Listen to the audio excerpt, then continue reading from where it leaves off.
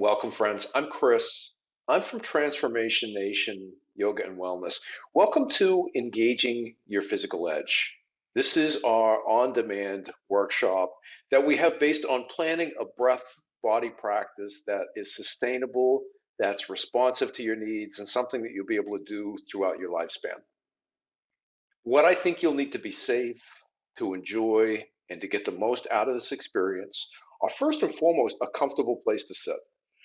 So that could be, you could sit on your mat, you could sit on a bolster or a block, and that's entirely unnecessary. Other than an opening visualization meditation, there'll be no true practice and no physical practice, particularly for a workshop that's all about the physical practice. But also a journal or a notebook and a pen and perhaps a pencil. And the other thing that you're going to need are the handout, including the worksheets for this. Now, if you signed up for the on demand version and you got an email from me, there should be a link in the email to that attachment. But if you're doing this from a YouTube link or from Vimeo, check the comments for a link where you can go to a PDF version of those documents. So pause your recording, prepare your seated space, gather up your writing utensils, your journal, and your handout. And when you're ready, press play, and I'll meet you for engaging your physical edge.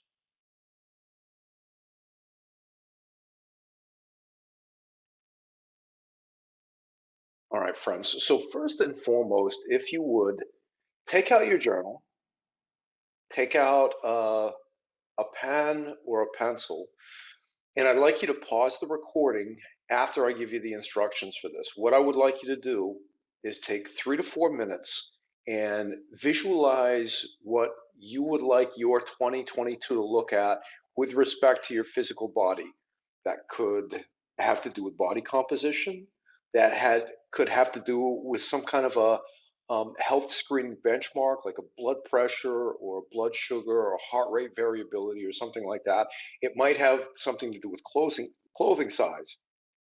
Might have something to do with physical ability, which might include the capacity of your heart and lungs, or it might look like something like a technique. That matters less than whatever this vision is what you truly want for your physical body for 2022. So pause your recording. Take as much time as you need to journal out what you want for yourself in terms of for your physical body for 2022. And then when you're ready, press play and we'll get started again. All right, welcome back, friends. So you now have your vision for yourself for 2022. Great job. So we will build on that throughout the workshop experience today. So for now, find a seated position with a long spine. So visualize the length along your spinal column. And you might even visualize pressing down into your seat and growing out of your heart in the crown of your head for the stars. If it feels safe and comfortable for you, close down your eyes. If that doesn't feel safe for you, don't do it. Leave your eyes open.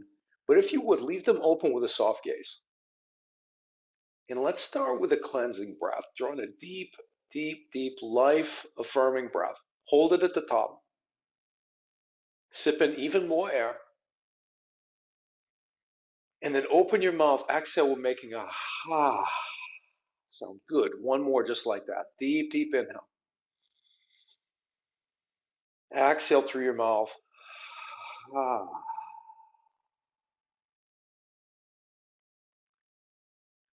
Like you to start to notice where you feel the most provocative sensation. So maybe the soles of your feet pressing into the earth, the sensation of your seat and back, maybe up against the back of a chair, or even sitting on the floor up against a wall. Maybe the heat and the pressure of your hands gently resting in your lap, on your knees, your thighs, wherever they are. Or maybe the most provocative sensation you have right now has to do with your breath. So it could be a cool rush of air around your nostrils as you inhale. Could be the rise and fall of your sternum. Or it might be a warm rush of air in your upper lip as you exhale. Find your point of most provocative sensation.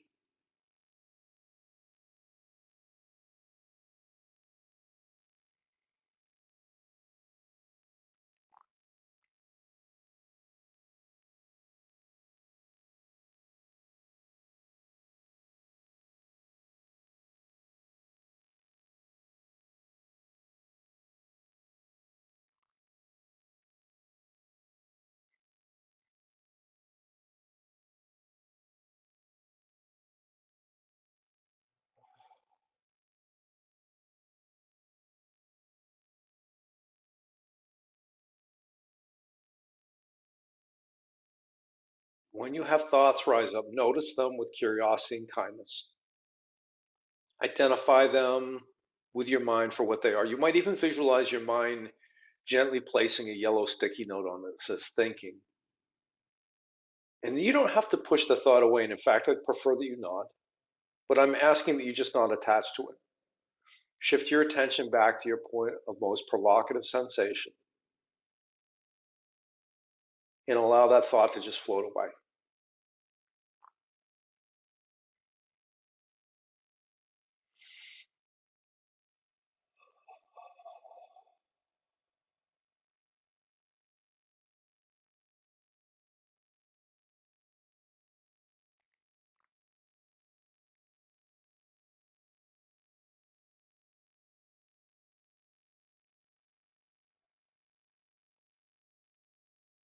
If you're caught up in the dream, it's okay. Notice that with curiosity and kindness.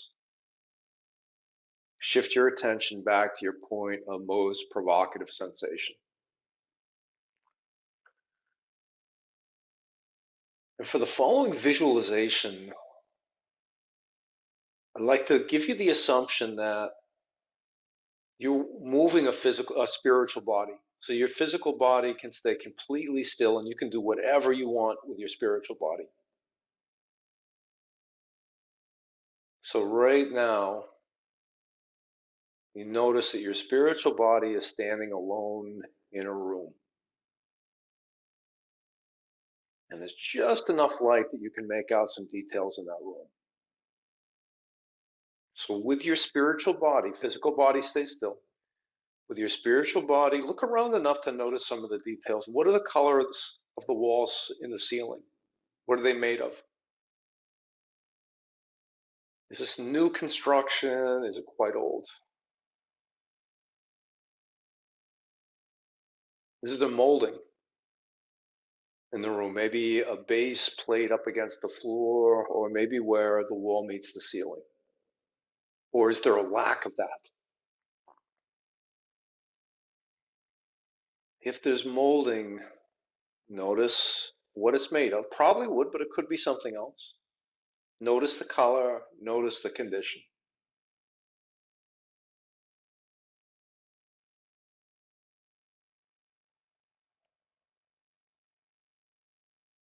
And you see that with your spiritual body, you stand in front of a door. Notice the size of the door. Notice what the door is made of. Is it a metal door? Is it a wooden door? What color is the door?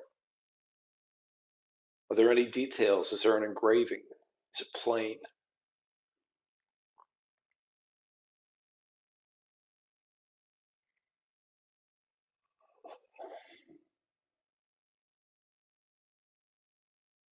And then on the door, you start to pay particular attention to the handle and the lock set. What's the handle made of? What is the shape of it? Does it seem to match the door? That is, if the door is old, does the door handle and the lock set look old? Or are they mismatched? Is there a particular color?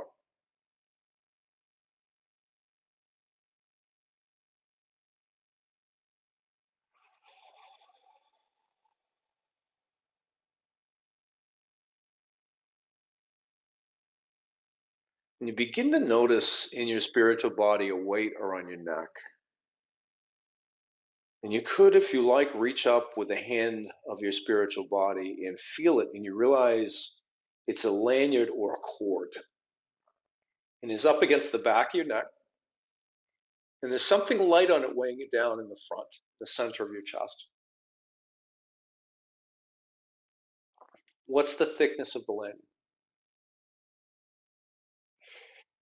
What's the texture of it? If you can see the lanyard with your spiritual body, what's the color?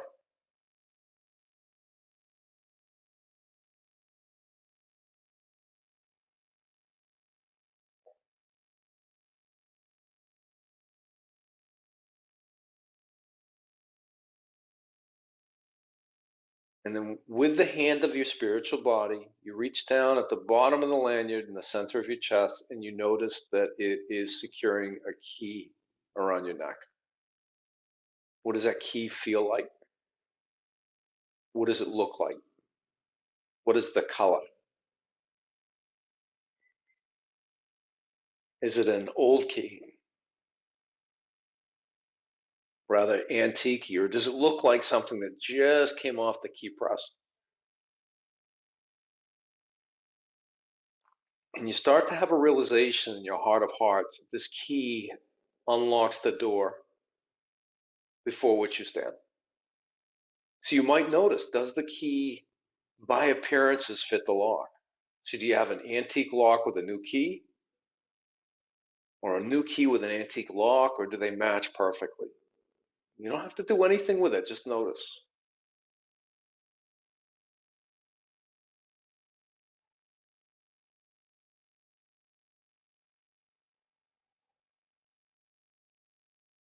With your spiritual body, your dominant hand reaches up and removes the lanyard from the back of your neck.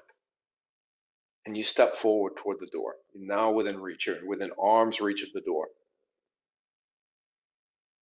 Notice if you have any emotions that come up. What is your emotional response to this? Both to this action, knowing that you're about to unlock this door, but also to the door itself. How do you feel about the door? And if you have an emotional response, where do you feel those emotions in your body?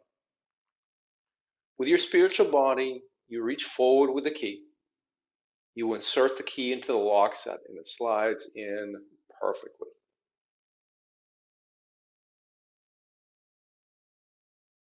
And then with your dominant hand, you turn the key to the right until you hear a clicking sound. That lock set has just released.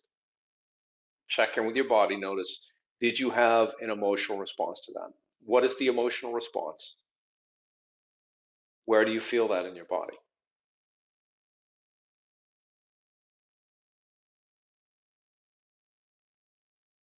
And then with your dominant hand, your spiritual body reaches up and takes a grip on the doorknob, and you rotate the doorknob clockwise till the latch releases. And then without stepping forward, you push the door open. What is your emotional response? Where in your body do you feel that emotion? As you look beyond the threshold and the opening of this door, you see into your 2022, and all the qualities that you called for your body in 2022 are there for you, waiting on the other side of this door. Notice how you feel. Notice where those emotions manifest in your body. And with your spiritual body, you take a step forward and you are now standing in the threshold of the door. And then your spiritual body takes another step forward, down onto the earth, and steps into your destiny.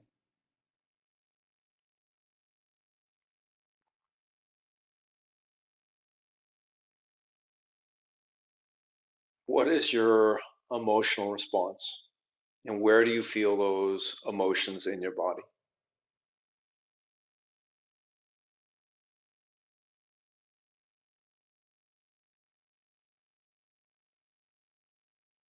Check back in with your physical body. Notice your point of most provocative sensation in your physical body.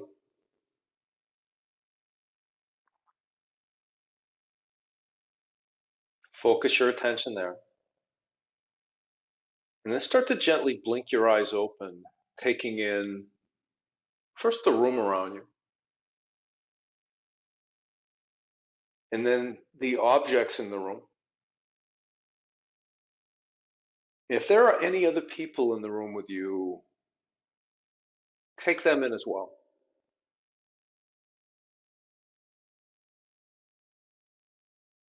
And then you can join me back at the screen again. Great job with that visualization exercise, friends. So for this workshop, the promises are that we will explore the principles of mobilizing, stabilizing, and cardio practices in order to ensure a holistic fitness program. We'll come to understand the importance of varying intensities between easy, moderate, and intense within your fitness program. We'll consider your body type to your fitness program in an informed way, and we'll discuss and even apply Kaizen and other principles of human habit evolution so we can support you in working towards your fitness goals in a way that's realistic, in a way that you can live with, and in a way that you can sustain over time. This total workshop experience, I'm expecting to be about 90 minutes. That being said, this video, as you already know, you can look down at the bottom and see that the length of this video is not 90 minutes, but this will be contingent on you pausing the video in a few places to work out some issues related to the worksheets themselves. So let's get started by describing what a breath body practice is, and with me putting this into context with you.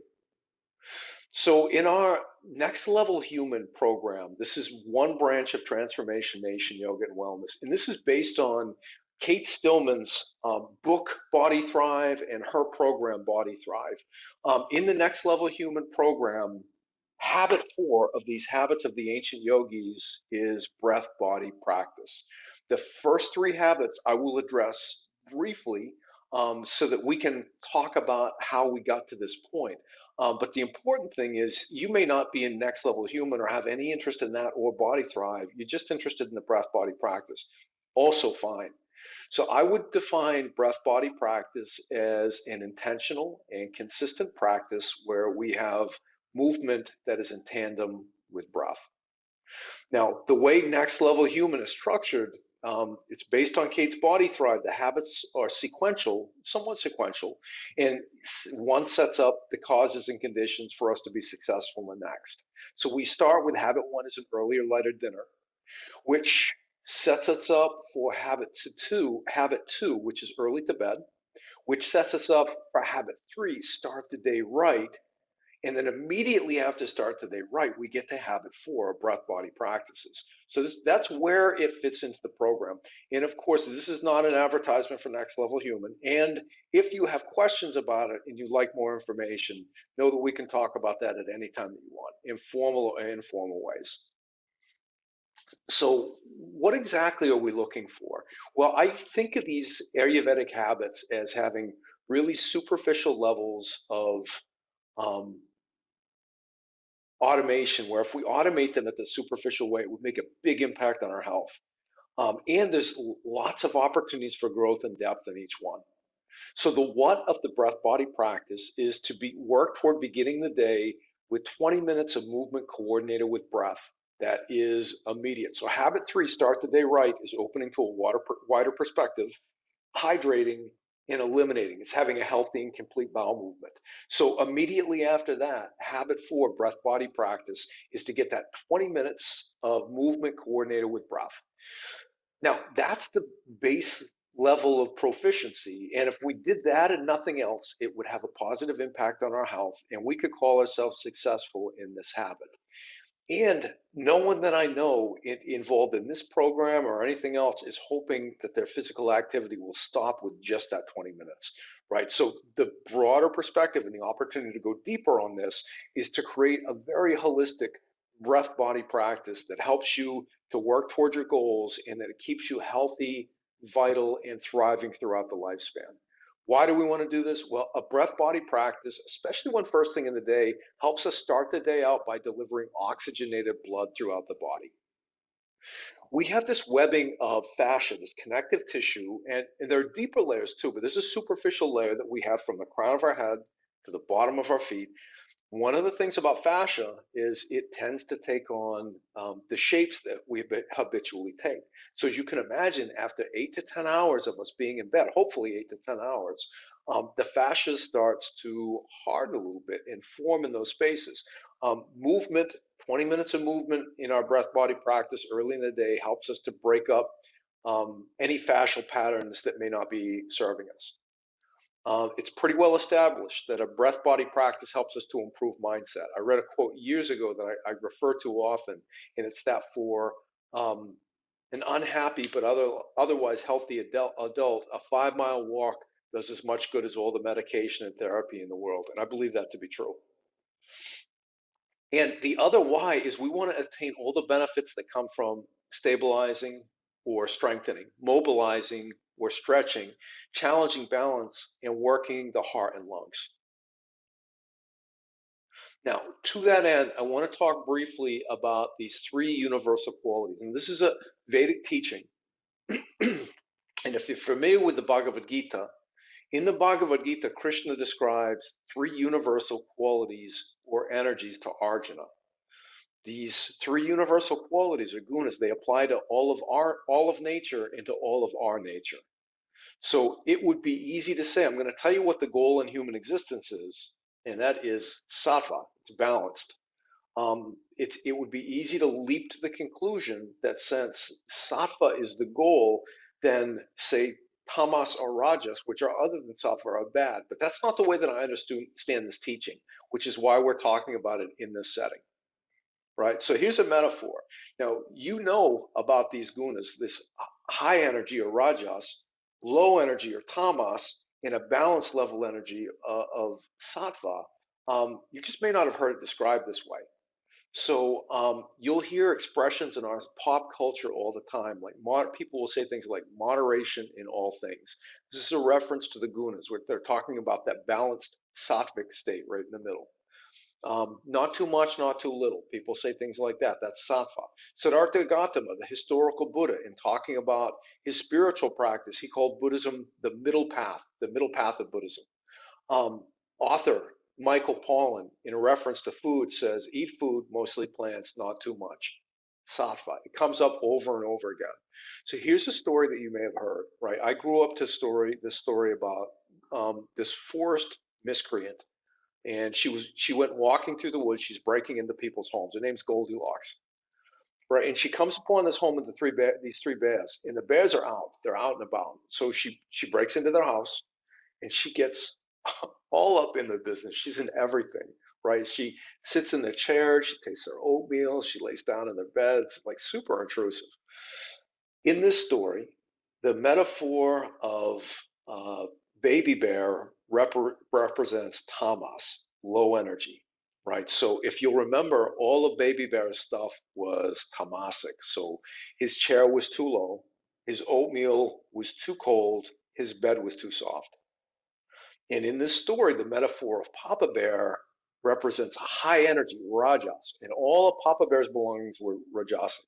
His chair was too high, his oatmeal was way too hot, his bed was too firm. And it was only through the metaphor of Mama Bear that Goldilocks finds Sattva, this balanced state. So Mama Bear's chair was just the right height for Goldilocks. Her oatmeal was just the right temperature. Her bed was just the right balance of firmness and softness, right? So this language, it comes up all the time. So like none of these are inherently good or bad, right? But tamas, like you could think of it as calm. You can also think of this if you think of parasympathetic nervous system activation, rest and digest. That's a tamasic state, and we need that. We need to have that as a component in our lives. If you think about rajas is high energy. You can think about this as sympathetic nervous system activation. Again, we don't want it to be out of balance, but we need this. We need to have this in our lives. Um, the universal law of polarity is like increases like and opposites reduce each other, right? So if we are in a tamasic low energy state, and the downside of this is we can get stuck in slothfulness, and tamas is about inertia. So we can be like really slothful here. And Rajasic, although it's high energy, also like a certain level of agitation and dissatisfaction seems to be implied with the teaching, the quality of Rajas, right? But like increases like and opposites reduce each other. So that's why we're talking about the gunas. If we are in a tamasic state, we can add a quality of Rajas to bring it into balance, to bring it to sattva, and vice versa. If we're in a Rajasic high energy state, we can add an element of tamas to bring it back into neutral. And this is how this teaching applies here. So if you think about the way that we get out of bed in the morning, right? If we were not in a tamasic state, we wouldn't be able to sleep and rest, right? So again, tamas isn't inherently bad. We need to have that as that part of our lives. But if we added more tamas, maybe by getting out of bed and laying down on the couch and falling asleep there, we're not going to get anything constructive done that day, right? Rather, we need to add that high energy element of rajas. So the reason that we've got that 20-minute breath body practice first thing in the morning, directly after opening to a wider perspective, hydrating, and eliminating, is to add that rajasic state to energize ourselves, prepare us for the rest of the day. Now, the goal with a fitness program is that it's holistic, that it addresses and contributes to our wholeness. So, the way that I think of this is we need exercises that stabilize or strengthen the body. We need movements that mobilize or stretch the body. And we need movements and work that stresses the heart and the lungs, the cardiorespiratory system. I think of this as a three-legged stool, and each one of these legs is necessary for the stool to stay standing. And they complement each other really well. But each leg in isolation also provides some opportunities for imbalance. So if you know someone who all they ever do is lift weights, they get really strong, but there's some negative consequences to that. Same thing. If you know someone who all they do is stretch, there's some negative consequences to that. If you know someone who the only breath body practice is cardio, all they do is run, or all they do is bike, right? There's some good things that come to them from that, but they're not balanced. So we want to have a balanced breath body practice. So to that end, I'm going to tell you more about these three legs of the stool: stabilizing, mobilizing, and cardio. Stabilizing exercises make the body strong through contracting the muscles under pressure. Now, the benefits to this, as you can imagine, are significant. Um, Stabilizing exercises allow us to maintain lean muscle mass. Loss of lean muscle mass as we age it's a significant risk factor. And at any age, we can also increase lean muscle mass. So if we haven't done due diligence in the work early, it's never too late for us to start. Stabilizing exercises help us to increase strength, right? Which is useful for all kinds of functional reasons for how we live and work powerfully in the world. Stabilizing movements help us to add bone density. It lowers abdominal fat. I don't know what this, if you've had this experience, but often when I finish a good strength training program, my sense of personal power just really elevates, and I feel like super powerful in my body and in my life. And stabilizing exercises also, as they increase our lean muscle mass, increase our caloric needs for each day. So we burn more calories because we have more muscle. So stabilizing exercises also increase our metabolic capacity.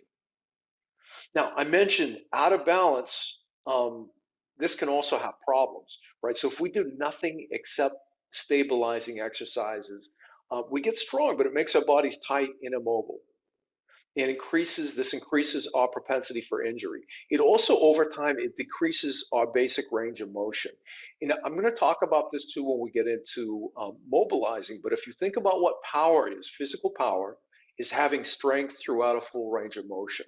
So we may get strong in certain areas, but like if all we do is stabilizing exercises, our power really decreases. Stabilizing exercises too, because we're stressing the body out.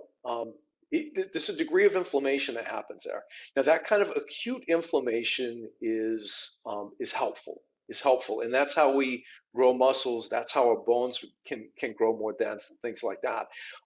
However, if it's done in isolation and we don't do anything else that's anti-inflammatory, it also stabilizing exercises done alone can contribute to this potential for not just acute but systemic inflammation. Now, examples of all of these types of movements abound, far beyond what we have here. But lifting weights, swinging kettlebells, using Indian clubs, body weight training, plyometrics, CrossFit, even running in other competitive movement sports have this stabilizing element as well. So let's look at mobilizing. So mobilizing movements make the body soft, open, and pliant through opening the body and stretching the muscles. So benefits include improving posture and balance, decreasing our risk of injuries, improving physical performance, maintaining or even enhancing BROM, basic range of motion. I'm going to talk more about that in a moment. And also improving our mental state and allowing for power. Again, I mentioned power is strength throughout the range of motion. Now, a lot of times people stretch and they don't notice a big difference in their range of motion. Sometimes we get the sense, I think, that like over time, we are just destined to lose that range of motion and we can do nothing to get it back. What I'm learning is that's not accurate and that it's never too late for us to restore our basic range of motion. But to do that, we need to use the right training modality. So if this piques your interest and you don't already have this in your practice, message me, reach out, ask me about flexibility training, science of stretching. It's a class that's on the Transformation Nation schedule that will eventually lead me to be able to do a healthy and natural squat. Now, just as when we said with stabilizing exercises, when we do those in isolation and we don't do any other complementary movement modalities, we get out of balance. The same thing is true of mobilizing exercises. So the risks that we have are first and foremost that the body becomes soft. We also, over time, lose lean muscle mass and bone density. So examples include pranayama, so just breath practice. So if the photo that I've put in this slide here is a breath practice called Nadi Shodhana. This is alternate nostril breathing. Breath work opens up the body, so it's inherently mobilizing. But mobility exercises. Martial arts are great for this, including Tai Chi, Qigong, yoga, Pilates, and bar, dancing, stretching.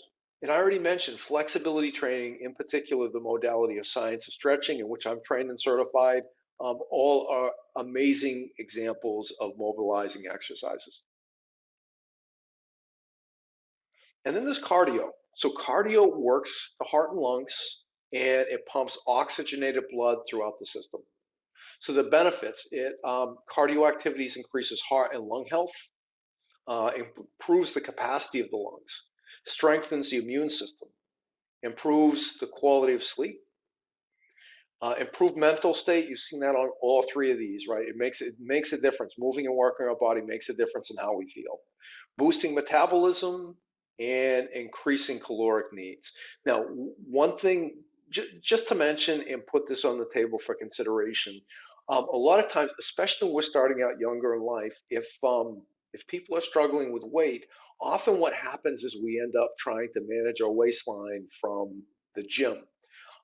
Where the bottom line is that is a recipe for burnout and physical exhaustion and eventually injury, right? So the bottom line is if we want to manage the waistline, we manage the waistline from the kitchen, not from the gym. I'm sure he heard it from someplace else, but I heard this from one of my teachers, Lucas Rockwood. Lucas says we fit into our swimsuit based on what we do in the kitchen. We look good in our swimsuit based on what we do in the gym, right? I think that's an important principle to keep in mind. So an out of balance cardio program, first and foremost, we miss the opportunity to increase our strength. And as with a sole mobility program, we lose muscle mass as we age and we get increasingly prone to injuries. You see this in long distance runners a lot if they don't do anything else for strength and flexibility.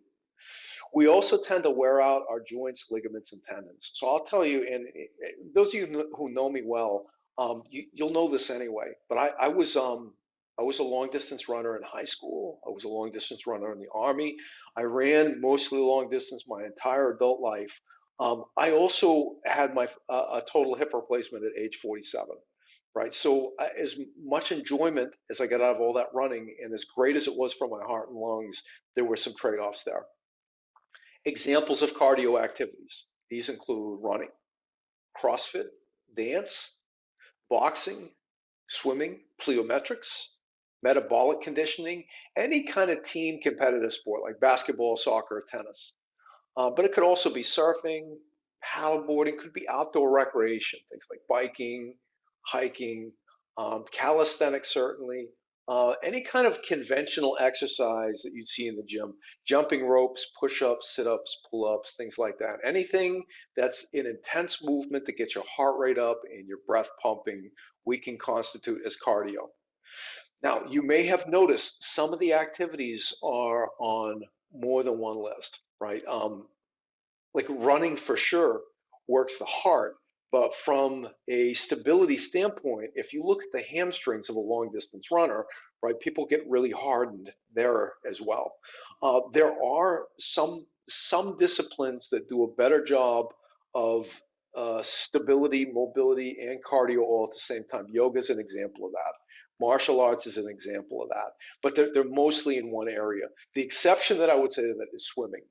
Swimming, we've got the water as resistance.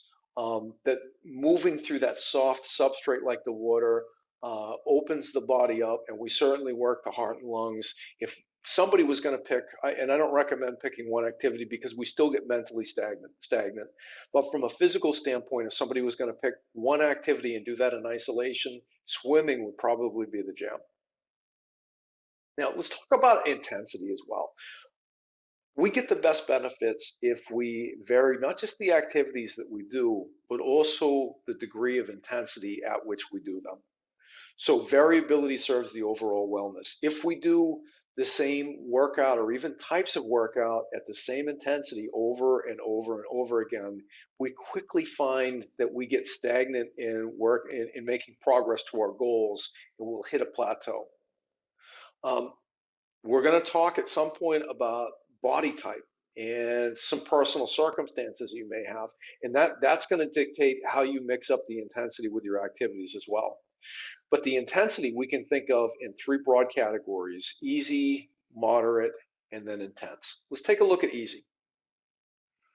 At an easy activity level, this is any activity that maintains a heart rate below 50% of the maximum heart rate. So at this level of activity, you could fairly easily maintain a conversation. You might even be able to sing. At a moderate level, this is an activity that maintains a heart rate at least 50% of the maximum heart rate, but up to 70. You can maintain a conversation, but it wouldn't be effortless. There would be times where you'd have to stop and take a breath. So the natural, effortless cadence of the conversation probably wouldn't be there. And then at an intense level of activity, this is any activity that maintains a heart rate between 70 and 85% of the maximum heart rate. At this rate, it would be difficult to even maintain a conversation, right? You're using most of your energy just to continue moving, working through the activity, and breathing. So the type of exercise, making sure that it's holistic, that we have stabilizing, mobilizing, and cardio activities, and the intensity of the activity at easy, moderate, and intense activity levels, they're all considerations. But the other thing we do need to think about is body type. So a somata type is based on biology, and you hear this in personal training a lot. Um, Dosha is a Vedic teaching, right? So doshas is more than just body, right? Is more than just body, but it's basically one of three constitutions. Now, with the doshas, the characteristics, many of them are physical, and they tend to match the somata types quite well, which is why we're going to discuss them together here. But the doshas also are much broader than that. They apply to much more in our lives. But since this is a conversation on breath, body practice, our physicality, we're going to talk about this from a physical standpoint. Now, each of the body types has its own strength and has its own limitation. There does seem to be something in the nature of human existence that we want not what we have, but we prefer to have something that someone else has instead. So sometimes you will hear people, well, I've heard it said that people with curly hair want to straighten their hair, people with straight hair want to curl their hair. I think it's the same thing with bodies. Sometimes it's easy to overlook the virtues and the advantages of our bodies, and we look toward the virtues and the advantages of a different body type.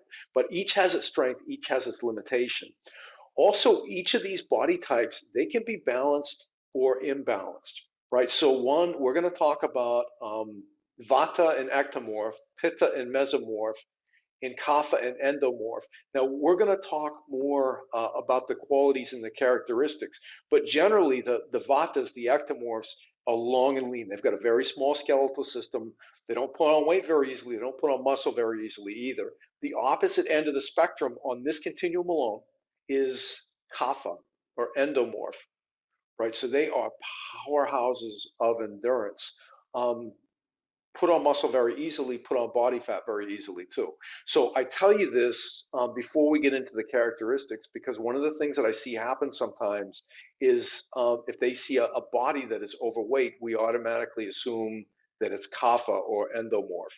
Again, they are not the somata type and the doshas are not necessarily synonymous, but I'm going to use them interchangeably here because we're just talking about the physicality, right? So just because a body is carrying excess or is underweight doesn't mean it's necessarily vata or ectomorph from the underweight or kapha and endomorph for the overweight.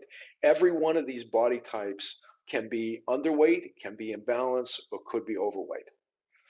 To determine your body type, particularly with the doshas, like for the somata type, you could go to a personal trainer. You could get an assessment, and after working with you for a little bit, they could probably tell you really accurately what it was. Part of my hope is when I describe the qualities and the characteristics, I'm going to give you a lens through which to view them, that you'll be able to figure out what that is for you today. Now, for dosha, there are a skinny million online free diagnostics where you can go take this diagnostic and it will give you a sense of what your dosha is. I'm going to tell you that I think those have some value.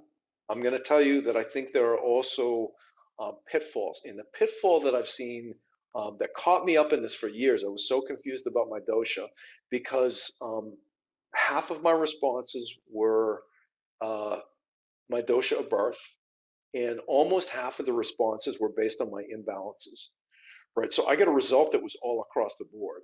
Um, when I went to an Ayurvedic practitioner, that a good Ayurvedic practitioner can read your pulse rate and they can tell you what your dosha of birth is.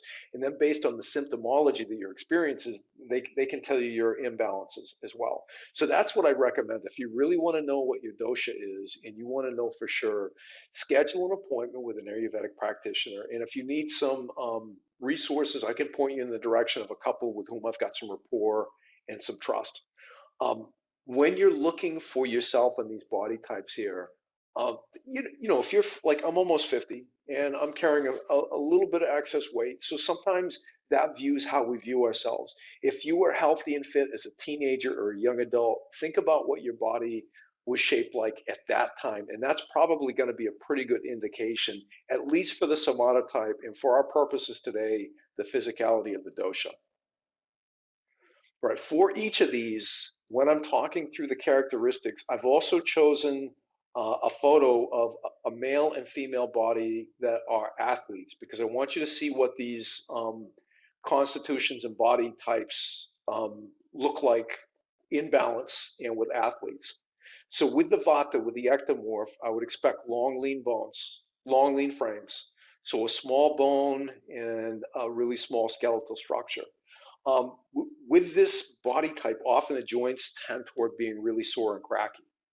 Vatas can put on muscle, but they have to fight for every ounce.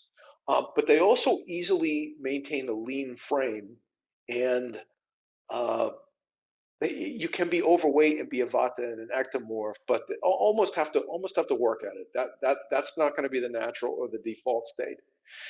Now, vatas, because they've got this small skeletal structure and because there's maybe a little less stability in the joints, especially when vatas and ectomorphs try to keep up with the other body types, they can be really prone to injury and prone to depletion and burnout.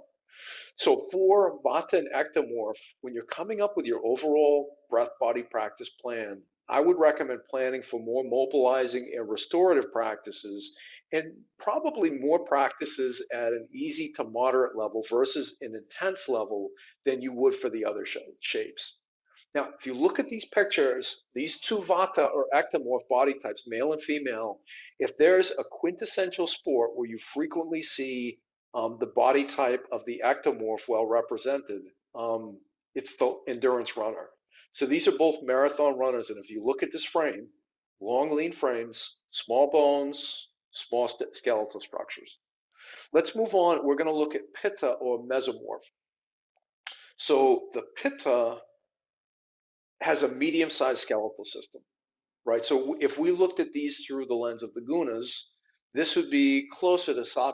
But it's not exactly the way I would typically use the gunas, but I suppose we could. So a medium-sized skeletal system. In balance, if you look at the pictures of these two athletes, they have a distinctively triangular shaped body, right? So muscly at the top, tapers down at the waist. With the pitta, the mesomorph, they easily put on muscle when training. They easily gain weight if they overeat, easily lose weight if they reduce calories. Now, part of, especially if you look at the Ayurvedic dosha, the part of the mental capacity of Pitta is very driven, very, very driven. So they're prone to overtraining and try to use their body as if they had a kapha or an endomorph body. So they can be prone to overtraining, inflammation, burnout, injuries, wearing out joints, ligaments, tendons. People who have total hip replacements at age 47 often have a pitta or a mesomorphic build, right? So, in general, as a general rule of thumb, for the pitta or the mesomorph, the breath body plan really needs an equal balance of stabilizing, mobilizing, and cardio at easy, moderate, and intense activity levels, right? But because pittas or mesomorphs often they're prone to that burnout. They push themselves. They will push their bodies way too hard. Often at that stage in their movement practice, what they need are more movements that are mobilizing and restorative at an easy intensity level.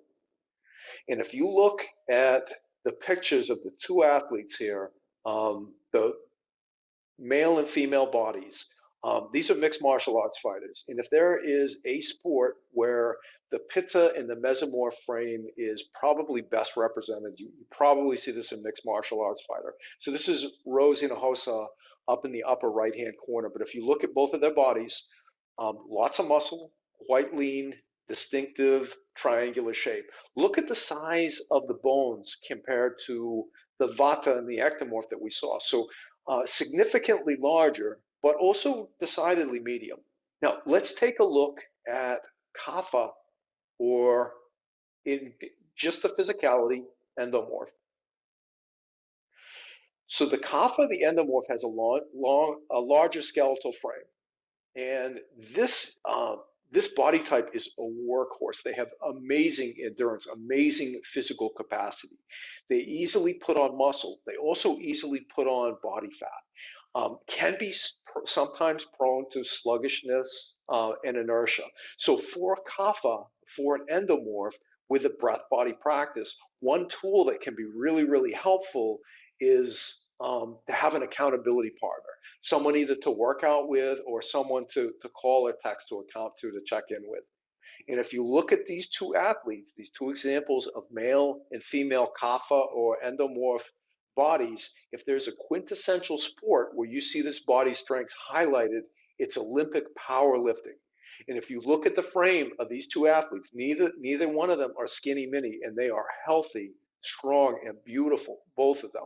So they have large skeletal systems, they have big muscle, large muscle mass. Now, for this body type, they really could benefit from more cardio and stabilizing activities at moderate to intense activity levels relative to the other body types.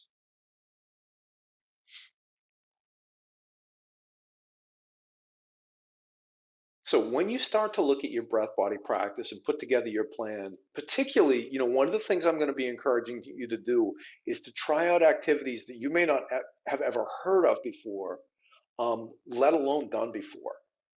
Um, it could really be discouraging, and it could lead someone to think, look, I'm not a millionaire.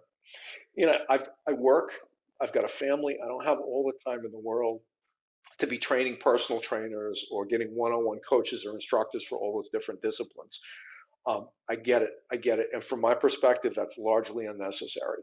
I think for every person, there is an opportunity, there's some value once in a while, sometimes under some circumstances, for hiring a specific trainer, getting one-on-one or even group instructions. So I would look at how technically complex is the breath body practice, the discipline.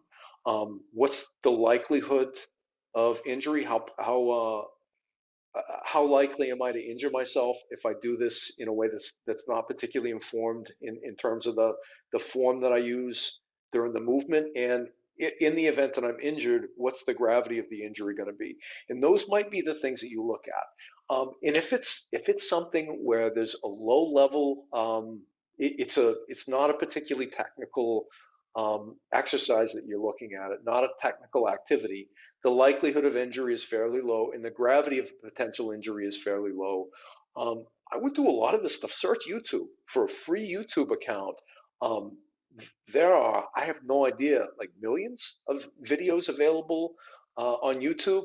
And it's not that I've never gone into YouTube in the search field and put in a search and come up with a goose egg, but it doesn't happen very often. Most of the time when I put something in, I can find it.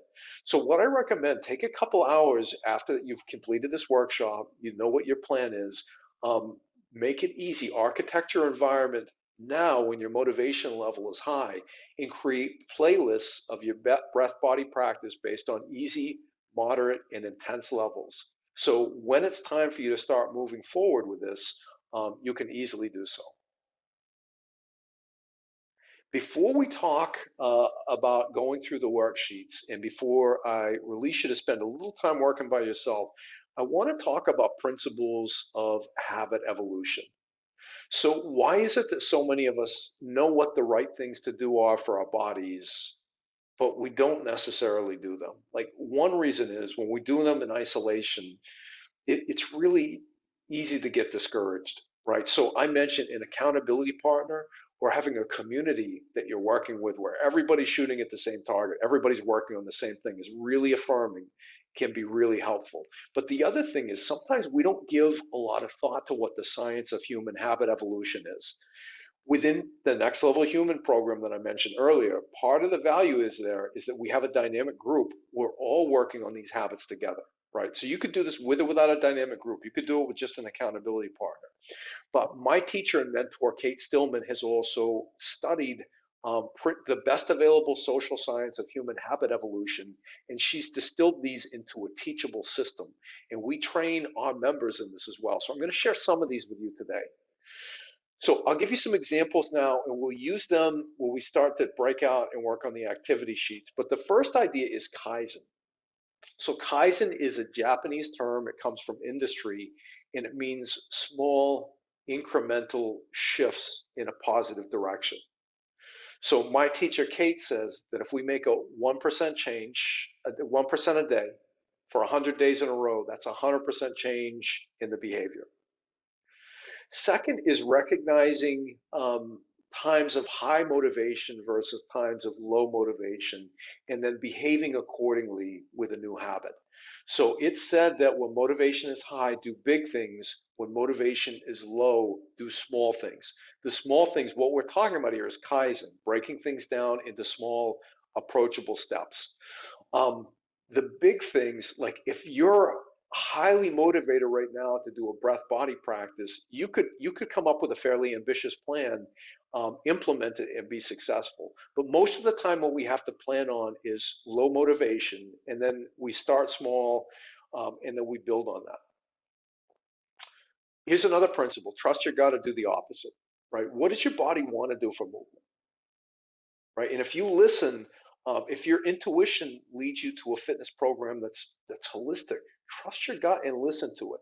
But what sometimes happens that if you have difficulty overcoming inertia, and instead of engaging in your breath body practice, you're sleeping in late, or you're laying on the couch watching Netflix, or You do a breath body practice, but you do the same damn thing every day. You go running every day, long distance running every day, lifting weights every day, yoga every day. There's no variety. It's not holistic. It's not holistic. We talked about what the pitfalls are.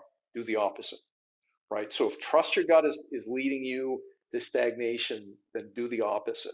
So if what do the opposite is, if you're driven and motivated to just lift weights, then lift weights, do what you want to do some of the time, but run and stretch the rest of the time. Do the opposite. Last, we're going to talk about BJ Fogg's human behavior model. And the human behavior model that Dr. Fogg has come up with is three steps. It's specific. So translate our goals and our objectives into actionable behaviors. Make it easy. What can we do with an activity to make it easier for ourselves? So, for example, if what my breath body practice is going to be 20 minutes of weightlifting in the morning, put the weights out the night before where they're supposed to be. Or maybe it's putting out my shorts, my tank top, and a pair of running shoes, setting those out. So when I'm brushing my teeth and flossing and getting dressed in the morning, I'm tripping over the shoes. It would be easier to get dressed and put on my workout clothes. Um, it would be much easier to do that than to not get dressed. We want to make it easy for ourselves. And then we want to establish a trigger. Now, Dr. Fogg says the best triggers fall into five categories. So they could be a location, it could be a time, it could be an emotional state, it could be another person, or it could be an immediately preceding action. And to that end, Dr. Fogg recommends this sentence stem. Right after I blank, I will blank. So, for example, if you remember, I talked about next level human habit 3, hydration and elimination. So, right after I have a bowel movement, that's the elimination, I will do 20 minutes of sun salutations, right? So, that is an immediately preceding action. But you could do the same thing, like right after I get home from work, I will spend 10 minutes breathing and then I'll jump rope for 10 minutes, right? It could be anything like that. So think about these principles of human habit evolution as we start to go through worksheets. So I would love for you to take out the first worksheet, exercise 1, and this is designing your morning breath body practice. So once again, nobody wants that our breath body practice be solely the 20 minutes in the morning, but this is our starting point for this. So I'd like you to take out this sheet. And I'd like you to think about what's a meaningful step toward a goal of 20 minutes. If you know in your heart of heart that 20 minutes is not going to happen for you tomorrow morning, don't worry about 20 minutes. What length of time can you commit to doing that you know you could do? Right? Maybe it's 10 minutes, maybe it's 5. Maybe it's 5. 5 minutes of consistent activity is going to make a difference in the way that you feel throughout the day. And then you can keep building on to 6 minutes, 7 minutes, and so on until 20. What would you enjoy? And do you think for your 20-minute breath body practice, again, recognizing that this is not going to be your sole fitness program, this is one component, um, would you like to have some variety? Would you like to do something a little different every day? Or do you want the same thing every day? How can you make this activity easy for yourself? How can you make it easy for yourself to do it? And what could you do to create a trigger? So think about what's the payoff? What are you getting out of this short term when you do it? What are you getting out of it long term? So I'd like you to pause your recording and take 3 to 5 minutes, or really as long as you need, to come up with your first draft of your morning breath body practice. So don't worry about spending 2 hours on this and making it perfect, friends. I don't care about a effort here. Give me a B minus. Do your best B minus effort. It's your first draft, and you'll have all the opportunities you want to revise it. When you're ready, press play, and I'll meet you back here and we can go over your exercise 1, designing your morning breath body practice. Welcome back, friends. How did that go for you? Right, so the morning breath body practice is the foundation. Again, it's no one's hope that I'm aware of that this be the only way that we move and work our body, but this could be the foundation. Now, what can happen a lot is that people have a pretty established breath body practice but don't have this early morning component. I recommend trying this. Try this out. Add this to your day. See what a difference this makes and how you feel. Um, Or if you're not moving at all, I also would argue that this would make a really nice starting point. All right, so let's flip to your next page, your next worksheet. This is exercise 2, create your own plan for the week. So this corresponds to table 2 in your handout, right? So we started with a morning breath body practice that you designed in table 1. And I'd like to encourage you to build on your morning routine by creating a plan for your entire week. So that is fitness. It doesn't include the morning plan. You've already got the plan for the morning for the week. What's your plan for the rest of your movement? So you might want to think about, what are your goals? What does your body type dictate and indicate? Now that might be things like, do you feel like you're more vata, ectomorphic, pitta, mesomorphic, or kapha, endomorphic? Or it might mean, do you have a history of injuries? What sorts of things do you need to think about and work around? What would you enjoy for activities? Or what activities have you not tried before, but for whatever reason, even if you can't explain it well, you feel called for? And then once you have your plan, is it realistic for you? So a plan that's not realistic and stays on the refrigerator, you never check anything off, it's not a good use of your time, right? So if you come up with a plan and you realize, you know what, this looks amazing, and if I did this, I think it would be great as a breath body practice, and there's no way that's ever going to happen, change the plan, go back, use Kaizen, make it easier for yourself. So remember, there's no need for perfection. There's no need for perfection. This plan can change every week. And instead of viewing this, both creating the plan itself, but also as you implement it, instead of viewing this as success or failure, I would really encourage you to view this as experimentation, observation, and learning. So in this weekly workout chart, we have the day of the week, we have your warm up routine, which you could include as your breath body practice, or it could be something that you've already done from table 1. It could be something very different as well. The workout that you plan to do, and then how do you feel about it? The amount of water that you drink, and then any notes about how you're feeling about the day, how you're feeling with your body, how you're feeling about the plan. You can keep all of those.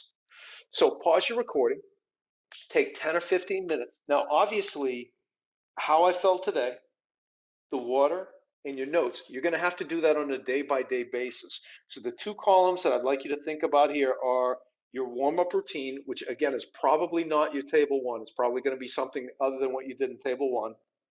And then the workout that you have planned for that day. So remember all those other considerations that we talked about. Think about stabilizing, mobilizing cardio. Think about easy, moderate, and intense activity levels. Think about your body type. Think about your injury regimen. Press pause. Take 10 to 15 minutes or as much time as you need to fill out those 2 columns. When you're ready, press play, and I'll meet you right back here. Great job, friends. How did that go for you? Are you excited about the things that you put in the 2 columns for your warm up routine and the workout? And is it realistic? Do you think this is something you're going to be able to live with?